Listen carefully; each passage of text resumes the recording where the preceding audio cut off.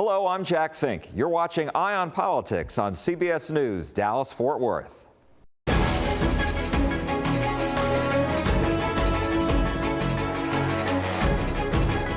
We begin with the issues in the controversial bill passed by Senate Democrats called the Inflation Reduction Act.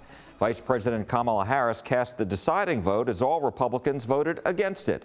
It spends more than $300 billion on climate change and would lower greenhouse gas emissions by 40%, according to Democrats. The measure also allows the federal government to negotiate some prescription drug prices for Medicare, and it would also set a minimum 15% tax on some large corporations. Democrats say it will reduce inflation, but Republicans say it will increase inflation because the government is spending more money. The House is set to vote on the measure, and Democratic Congressman Colin Allred of Richardson said he supports it. It will both reduce the deficit and make the largest investment in battling climate change in American history. And Texans know all about what's going on with our climate.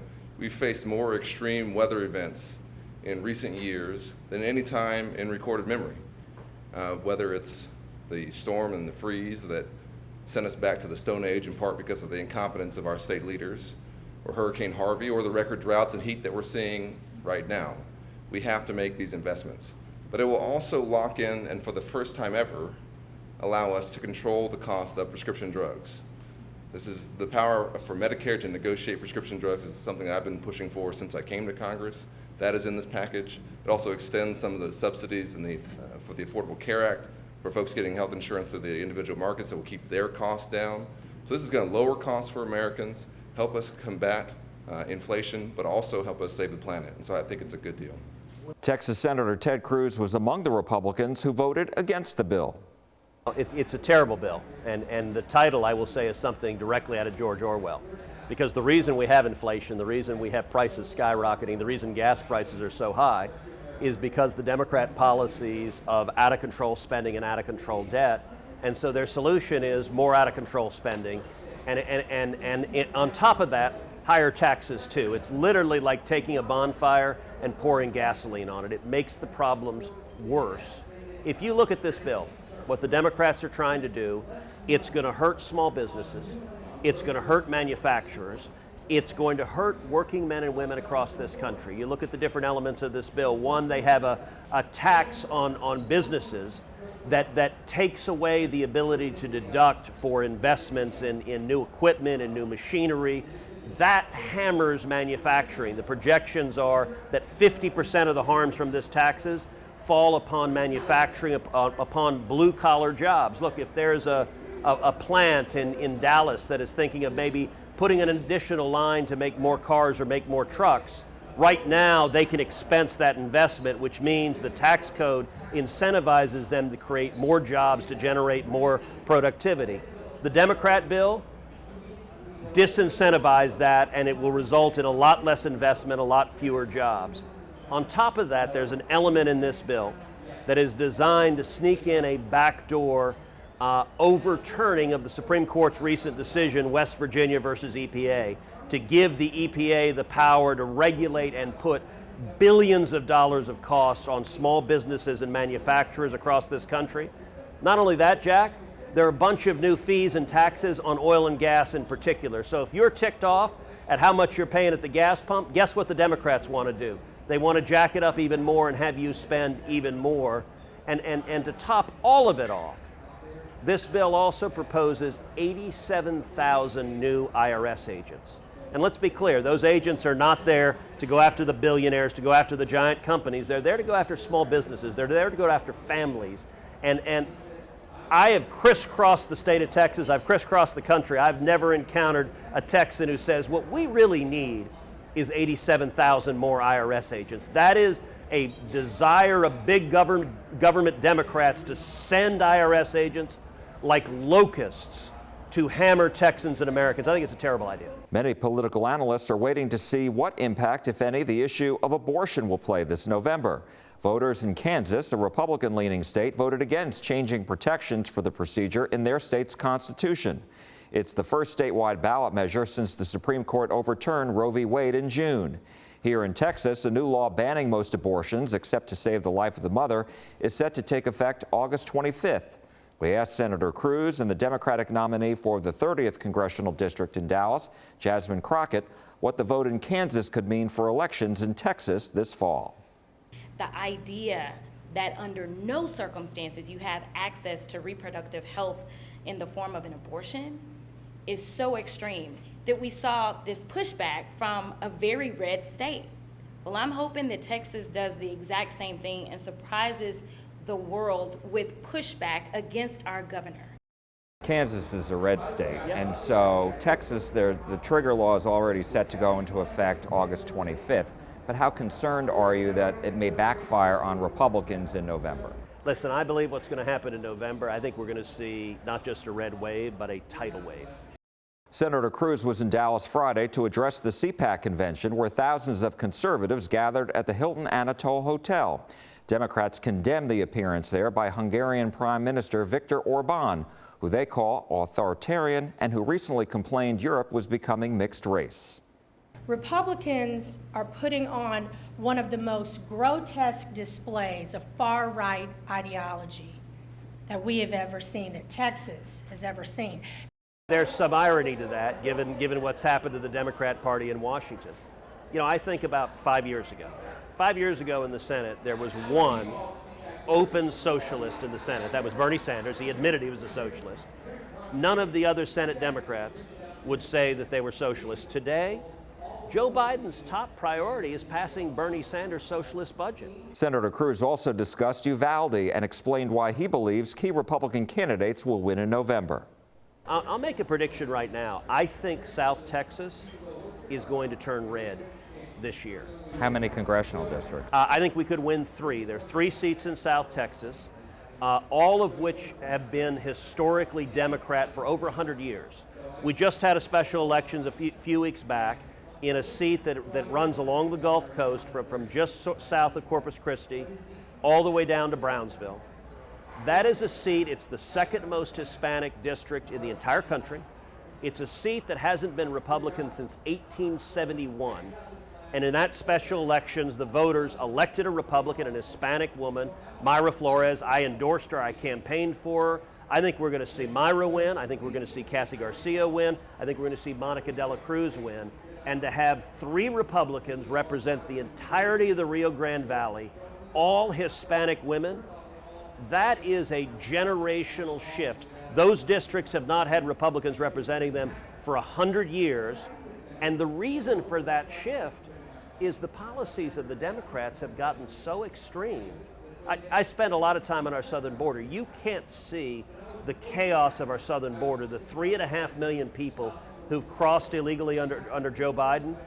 You can't see the human suffering, the misery it's causing, and defend it. And it's why the people of South Texas, when I was just down there a few weeks ago, I brought a group of 7 senators down to the border to see what was happening. It is worse, Jack, than I've ever seen it. We sat down with farmers and ranchers that showed me photograph after photograph of dead bodies they found on their farms, dead bodies of pregnant women, of elderly people, of children, the traffickers abandoned to die. We went out on midnight patrol with the Border Patrol. Within minutes, encountered groups crossing illegally. You don't have to go look for them. I mean, you see them almost immediately. The Border Patrol agents showed us a patch of grass about 300 yards away, where just a few weeks earlier, 2 little girls aged 5 and 6 had been brutally raped by the human traffickers. And the Border Patrol had to give emergency medical care to these little girls. You cannot see this misery, this suffering, this disaster, and defend it. And it's why the people of South Texas, they see their hospitals overflowing, they see their prisons overflowing, they see their schools overflowing, they see children being assaulted by vicious cartels, and they're fed up. They want to change the direction. I think that's going to happen in South Texas. I think it's going to happen all over the country. I wanted to ask you about school safety. It's back to school, as you know. And survivors of the Santa Fe high school shooting have told us that they felt that the laws passed by the state in 2019 didn't have any teeth to make sure that the school districts were complying with the new standards. I know you're in Congress and the federal level, but how do you react to that, and what can you do to make sure that there are teeth and that these school districts comply? So I think we need to do much, much more to keep our schools safe. I've been on the ground in every one of these mass murders we've had in the country. I was in Uvalde the day after that shooting. I was in Santa Fe the day of the shooting. I was in Sutherland Springs. I was in Midland, Odessa. I was in El Paso. I was in Dallas.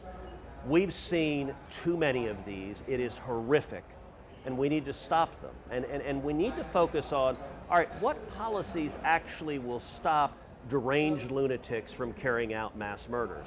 And I've introduced legislation called Cruz-Barrasso that is designed to do exactly that, to go after the bad guys, to go after felons and fugitives and those with serious mental illness who try to illegally buy firearms, to prosecute them, to lock them up, to put them in jail, to create a gun crime task force at the Department of Justice so that if a criminal commits a crime with a gun, we prosecute him and put him in federal jail so he's not on the street terrorizing innocent people. And when it comes to schools in particular, you know, you mentioned Santa Fe. I remember sitting down at a round table with the families of Santa Fe. And one of the things that was deeply frustrating is there's a pattern to these school shootings that keeps playing out over and over again. If you look at Parkland in Florida, the shooter there went in through an unlocked back door, he got into the classroom, and began murdering children. In Santa Fe, the shooter went in through an unlocked side door, he got into the classroom, began murdering children. One of the things we talked about with the Santa Fe families is that if you want to improve school safety, we need to stop having unlocked back doors where a criminal can get access to the kids without facing law enforcement first. And if you think about best practices for making a vulnerable target safer, think about a bank, think about a courthouse, think about a federal building. You have one main entrance, you have fire exits, sure, but you have one main entrance that you send people through, and you have armed police officers at that main entrance. What is infuriating about Uvalde is once again the shooter came in through an open back door, he got into the classroom. The legislation I've introduced would provide $2.5 billion in funding to enhance school safety, to do things like ensure there's one main entrance, to ensure that you have greater physical security, and it will double the number of police officers on campuses. And it would also provide $10 billion for mental health counseling so that troubled young men who may be thinking of doing something horrific, we can intervene and stop them before it happens. And I'm sorry to say, the Democrats filibustered Cruz-Barrasso. They didn't want it to pass, not because they disagreed with anything in it, but because their focus is on gun control. They want to disarm law-abiding citizens rather than stop the criminals. I think we need to do more to protect our kids. We need to do more to stop the criminals, and I'm going to keep fighting for that. Let me ask you, as far as the truth, a lot of parents in Uvalde are concerned they're not going to get the full truth. The Justice Department is investigating the response. How will you make sure that the full truth gets out? Well, Uvalde, I will say, it is deeply frustrating. When I was there the day afterwards, I sat down with law enforcement, and they did not tell us the truth.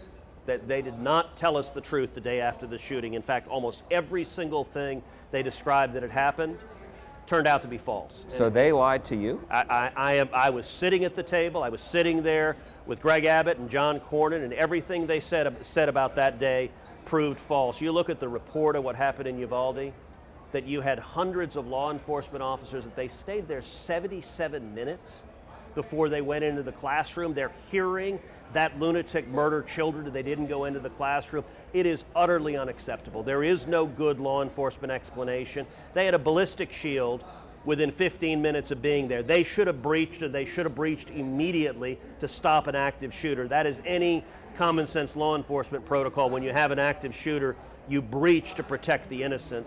And so I understand the families of Uvalde, they're angry. They have a right to be angry, and they're frustrated because the system did not work there. And I hope that the state, I hope that local law enforcement learns lessons about, let's not let this happen again. But I'll also mention something. A decade ago, I introduced legislation that was called Grassley-Cruz. This was in 2013 when I was newly elected to the Senate. One of the elements of it was $300 million for school safety. Again, the Democrats filibustered Grassley-Cruz. They prevented that from passing into law. If it had passed, And if the elementary school in Uvalde had been able to get a grant to lock the back doors, to have one central entrance, and to have an armed police officer at that entrance, instead of the shooter being able to get in a classroom and begin murdering kids, you could have had the shooter come to the main entrance, immediately encounter law enforcement, where they could have shot and killed him and saved 19 children and 2 teachers. And so I'm frustrated that politics in Washington is preventing us from taking real and common sense steps to keep our kids safer. I guess the question is, what are you going to do to make sure that the truth comes out? Well, look, I'm going to continue to press for fair and objective investigations, either at the state level or the federal level. I think they're both ongoing. It's important to look back and to learn from the mistakes. The law enforcement response in Uvalde, there were serious mistakes, and I think we need to take real steps to ensure those mistakes aren't repeated. Democrats in Dallas today are gathering, and they at a news conference claimed extremism is on display here at Cpac. Your reaction? Well, you know, there's some irony to that, given what's happened to the Democrat Party in Washington. You know, I think about 5 years ago. 5 years ago in the Senate, there was one open socialist in the Senate. That was Bernie Sanders. He admitted he was a socialist. None of the other Senate Democrats would say that they were socialists. Today, Joe Biden's top priority is passing Bernie Sanders' socialist budget. You look at the Democrat Party. 5 years ago, Democrats used to say they favor border security. Today, they're for open borders. 5 years ago, you used to be able to get Democrats to come together supporting law enforcement. Today, you have radicals in the Democratic Party calling for abolishing the police and defunding the police.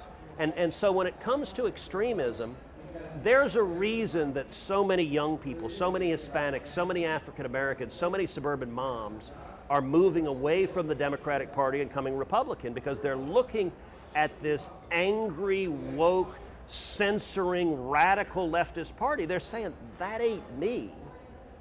You know, I gotta say, you think about John F. Kennedy. John F. Kennedy, as a Democrat president of the country, led the fight to cut taxes, to cut regulations. He said, if we cut taxes and we cut regulations, small businesses will prosper, we'll have more jobs and more prosperity. He did that, and the economy boomed. John F. Kennedy also stood up to the Soviet Union, stood up to communism. I gotta say, JFK would be chased out of today's Democrat Party and tarred and feathered. And I talk every day across Texas to people who've been Democrats their whole lives who say, listen, I didn't leave the Democrat Party, they left me. So I think it's rich they use language like extremism, given just how radical and extreme the Democrats in Washington are. Senator Ted Cruz, thank you so much. We appreciate your time very much. Thank you, Jack. The headliner at Cpac was former President Donald Trump. A straw poll taken at the convention shows most people would back him in a primary with 69%. In second place, Florida Governor Ron DeSantis, who had 24%, and Senator Cruz in third at 2%.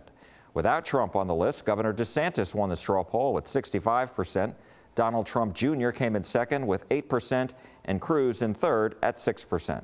The former president told the crowd how he thinks Republicans should campaign going into the midterms. The Republican Party needs to campaign on a clear pledge that if they are given power, they're going to fight with everything they have to shut down the border, stop the crime wave, beat inflation, and hold the Biden administration accountable. They have to hold it accountable. In the past several weeks, two key bills have passed in Congress with bipartisan support: the $280 billion CHIPS Act to boost production of computer chips in the U.S., and a bill to treat veterans exposed to toxic substances on U.S. military bases, burn pits. And a third bill, the Inflation Reduction Act, spending billions on climate change and set to raise taxes, has surpassed and cleared an evenly divided U.S. Senate, with Vice President Kamala Harris casting the deciding vote for Democrats. To talk about all this, we're joined by CBS News political correspondent Caitlin Huey-Burns. Welcome, Caitlin. So nice to have you. So what impact is this having on President Joe Biden's administration, given his low poll numbers and popularity? Well, this is certainly welcome news for the president, who had been facing a lot of headwinds recently, and of course heading into a midterm election year, which is going to be a difficult challenge for him and his party. So they are certainly trying to tout these accomplishments and hope that it at least helps them to answer a lot of questions and concerns people have about the economy. And what is the White House saying about all this? Do they think that this is going to really boost his chances going into the fall election to help Democrats? Well, it certainly gives them something to talk about. Right now, of course, as we're heading into the fall and the critical time for campaigning for Democrats, they need something to go back to their constituents with to say, look, we have control of Washington, but by very slim margins, especially in the Senate, and here's what we were able to do. So far, they've had difficulty getting many of their top agenda items passed because they have such a narrow margin in the Senate, and because they've been dealing with two moderates, Kyrsten Sinema and Joe Manchin, really kind of standing in the way of a lot of what they've wanted to do. Now they're able to go out and say, look, here's what we've been able to get done. And that at least gives them something to answer people's questions about what are you doing to address the economy. But it still is going to be a very difficult challenge for them. I mean, inflation is at a 40-year high. The economy, while it looks good in terms of jobs numbers, really people are saying, poll after poll and in various different ways you measure the economy, that they're just not feeling it in their own personal pocketbooks. And I have a lot of concerns about the direction of the economy. And that is going to still be a top issue in this campaign, and something that Republicans are capitalizing on up and down the ballot, trying to squeeze Biden and Democrats on the issue of the economy. Well, to your point, when I recently spoke with just everyday North Texans about inflation, there was a lot of anger and there was a lot of concern. One woman I spoke with had an air of desperation about especially food prices. And so I would imagine, does the White House have to counterbalance, try not to sound overly positive, because then it would make it seem like they're not understanding what real people are feeling? That's exactly right, Jack. And that's why you see this kind of difficult balance that they're trying to strike, while on one hand touting positive economic news like the jobs numbers, low unemployment. On the other hand, you have people describing exactly what you are describing, which is that things just cost a lot. It costs a lot to fill up your tank. It costs a lot at the grocery store. And while the economy may look okay on paper, if you're not feeling it in your personal pocketbook, if you're not feeling it personally, that's really all that matters. And so the administration says that they want to get the president out on the road talking about accomplishments. But this is a huge challenge, because you can't just tell people that you think the economy is okay or that it's come far from where it was at pandemic levels. You also have, a cooling off period. You have the Fed raising interest rates to try to curb inflation. This, figures to be a persistent problem for this administration. And a lot of this has to do with how people feel about the economy. That's largely what they vote on when they're going into the ballot box to issue either a positive check or a check against the current party in power. And as you know, here in Dallas, Cpac, the conservative convention, just wrapped up over the weekend. The results of the straw poll show former President Donald Trump with a sizable lead, 69%. The number 2 spot is Florida Governor Ron DeSantis at 24%. And then DeSantis having a big lead when Trump's name is not included in the straw poll. It was the same as it was basically last year. So what is the potential impact on the midterms, if any, do you think? Well, as you know, straw polls are really kind of a temperature check at this point, but it does show that at these kinds of party gatherings, that the former president commands such an audience with the base of the party. And that has not changed. And actually, what is interesting to see over the past 24 hours in light of the news of the FBI raid on Mar-a-Lago is that you've seen a lot of Republicans come to the former president's defense on this. And that's an interesting dynamic, because we've seen over the past couple of weeks and months, as the January 6th committee hearings have gone on, as the revelations about what Trump didn't do do on that day. And as you've had Republicans within his own administration come out and criticize him for his actions on January 6th, you did have some openings for some other Republicans to kind of come up to national prominence, people like Ron DeSantis and others who could kind of seize on, well, I agree with Trump on policy, but I'm not him and I don't have the baggage. Now, with this raid, you're seeing a lot of those Republicans come to the former president's defense, and you also see Republicans on Capitol Hill vowing to open up investigations on the DOJ and on the FBI if they are to take power. So that shows a little bit of a coalescing among Republicans around the former president, which could be a boon to his own attempts at a political comeback, likely in 2024. Caitlin Huey-Burns, CBS News political correspondent, thank you so much for your insight today. We appreciate it.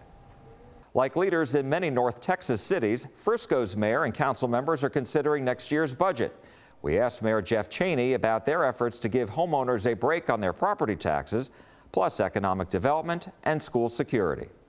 In Frisco, of course, growth hasn't slowed down. So we're adding, roughly 1,000 new residents to our community still every single month. And so with that comes more roads, more infrastructure, more fire stations, all of the above. So it's a delicate act balancing all that. Our finance department, we feel, is the best in the business. And so they do a great job of balancing that. And so they presented a preliminary budget to us this week, and provides for the same level of quality services that our residents have come to expect.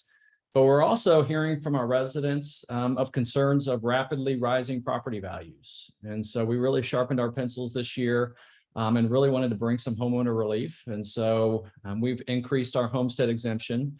That was a mission of mine when I was first elected. We first put that in place in 2017, and I've now taken our third increase in that to get to 12.5% to give some relief to our residents.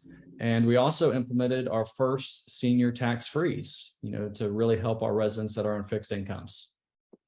And so regarding the property value, if I read correctly, Collin County Appraisal District projects that the average market value for a home in Frisco is over $633,000. Did I read that correctly? And what's driving that? Is it jobs? Is it schools? And how concerned are you that that high price, that high value, will have an impact on future growth? That number is probably recent new construction. I'd say our median value came back, probably closer to $475,000, but still rapidly increasing. Frisco is, has been known as the #1 place to live in America. And so with that has brought a lot of people and a lot of demand to be here. And that certainly drives pricing. It is a concern certainly of the leadership here is, we want Frisco to be a full life cycle community. We want people to move here, start their first jobs, grow their families here, and be able to afford that first home to live here in Frisco. And so part of that has become how we design our new neighborhoods. So neighborhoods that are coming out of the grounds now, like fields that were under development, really brought that into mind as far as kind of what these new generation of home buyers are looking for, how we can increase affordability for them, but still keep the same quality here in Frisco. You brought up jobs, and the city needs to keep its workers as well, just like everybody else. You're competing in that marketplace. So what is the city doing to try to retain its employees while at the same time attract new ones? Certainly. And so, from a citywide perspective, our economic development team is the busiest they've ever been, with the goal of bringing Fortune 500 companies like Keurig Dr. Pepper and TIAA and more to come. And so jobs are coming here. That's leading to a lot of that growth. But certainly the city on our levels, we see, many of the same challenges that other companies do, which is competing for talent, here in a very challenging job market. And so we've really been focused on that as far as how we can add benefits to our residents. So we did a lot of benefits work this year. We invested in our own health clinic to be able to serve our employees, to provide that value, and really continue to give them opportunities so that we're still able to hire the best of the best and also retain them. As you know, it's back to school this week. Frisco ISD, many other school districts, classes are back in session. What is the city doing to make sure that school campuses are safe?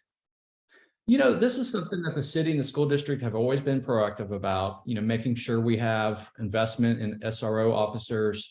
We kind of led the country in our efforts to develop the SAFER program well over a decade ago. And that program basically put cameras in all of our schools where we can monitor. We've mapped every single school. The school district does a great job as far as their security. I kind of joke because, I often go read to second grade classes, here in Frisco, because that's when they start learning about local government.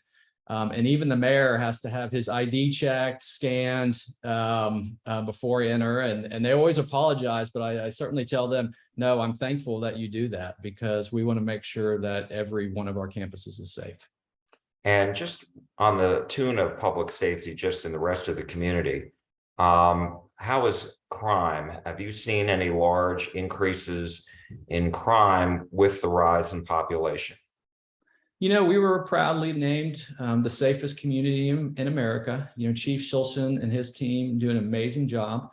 Part of that, truthfully, is that our community supports our law enforcement. And so we've started to see Frisco become a destination department where we're getting some of the best officers from across the country want to come work for a community that supports them. So that has been a really great help. Certainly Frisco is not immune to crime. We have to remind people to keep their doors locked and their cars locked and, take, their possessions with them. I think the crimes we see are more kind of crimes of those opportunities. And when people start feeling, a little too safe where they don't necessarily lock their doors, but, it's something that we always focus on. Almost half of our budget goes towards public safety. It's very important that we give our public safety officers the training and tools that they need to continue to keep Frisco safe. And I'll never forget, when we invested millions in a mobile command center and what we do for our general command center operations. Some of our residents actually asked, why are we investing so much money when Frisco is already safe? And of course, the key answer is that it's important for Frisco to remain safe. And I wanted to ask you, you touched a little bit on the economic development.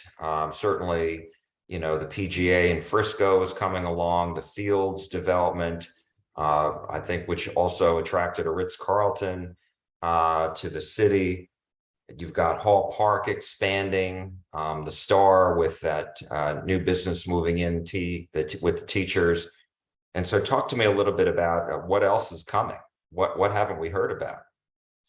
Well, one of our secret ingredients is, we're developing Frisco to be unique in different phases of our community. You have the Star that's very much an anchor in the southern part of our community, along with Hall Park and Stonebriar Center. In the center part of our city, we're going for a totally different feel with Grand Park that'll be over 1,000 acres right in the heart of our city, in our rail district, which is our historic downtown. And we're about to invest roughly $30 million into really making that a destination. So that's going to grow rapidly over the next 5 years. And then, of course, our northern part of our community is anchored by PGA Frisco. And really that 1 square mile surrounding PGA Frisco, there's already been announced over $10 billion of commercial economic development that are going adjacent to that project, just to create a halo effect from the brand that PGA Frisco has brought. And what about some of the other, you had Wade Park, which is still a big hole in the ground along the tollway, obviously very valuable property. And then there was the music venue. What are the statuses of those projects? Wade Park, good news on that front. And so many of those legal concerns from the developer have been resolved. They're actually actively working with the city of Frisco now as far as re-implementing their plans so they can break ground on starting that development back up. We hope it's done by the end of the year, where they're starting work on that again. There was a Whole Foods plan to go there, and we've heard they still are very interested in going there. And so they're working quickly to get that started. So that's good news coming on that front, finally, for Wade Park. And then the music venue, bringing more live music, arts and culture is an important aspect to here to the city of Frisco. So we're known as Sports City USA. Of course, we have many sports brands here. but we really want to be a well-rounded community. And that's probably the number one thing we hear from our residents why they leave, is to go look for some of that live music and entertainment venues. So we're looking at a variety of things to do that. You know, I do hear Music Street is about to close on their funding and hopefully start construction of that here shortly. In fact, I've had recent calls here just within the last month regarding that project. So that will be an important music venue anchor here in Frisco, but also looking for other experiences. That's part of the investment that's happening in the rail district, which is bringing a stage there for more live music, probably smaller scale live music right there in the heart of downtown. And you mentioned sports, and the World Cup is coming to the Dallas-Fort Worth area. Will Frisco get to see any of that? Absolutely. We were one of the 4 cities that were key partners in how we're going to develop the regional plan for the World Cup. We were excited when we got to celebrate, you know, Dallas being mentioned as one of the anchor cities. We're hopeful we'll get one of the big 4 games, if not the finals game. But we're really expecting Frisco to be a major player in that, for the, you know, hosting a team perhaps for over a month while they're here is really one of our goals here at Toyota Stadium, along with our partnership with Hunt Sports Group. But of course, the National Soccer Hall of Fame is here in Frisco, and so there'll be a lot of activities surrounding that. Our hotels will be filled. We'll be hosting parties. I mean, the economic impact of the World Cup is off the charts. I mean, we've heard stories of hotels being booked as far as 300 and 400 miles away, but Frisco will absolutely be a player in many of those festivities. My last question to you is regarding Grand Park. What is the status of the cleanup of that entire area? And what are the latest projections that you will be able to A, start work on it, and B, open it? You know, we're finally right at the finish line to get our TCEQ permit to begin that cleanup process. So that is encouraging. It's been well over a decade worth of work to get to this point. But we're not necessarily just waiting for that. And so we're starting to think about what a phase 1 could potentially look like, you know, maybe parts of the park that would not be impacted by that cleanup process. But exciting, you know, we decided it's such a valuable piece of property that we wanted our residents to start getting on it and experiencing the park. And so our Play Frisco team has come up with a strategy to start carving out some trails. You know, it'd be roughly 3 or 4 miles worth of trails, as really not even a 1A concept, but just, you know, kind of a beta version where people can get out there, start walking, start seeing what the park looks like and how beautiful it is. And we hope to have our first official dedication prior to Thanksgiving.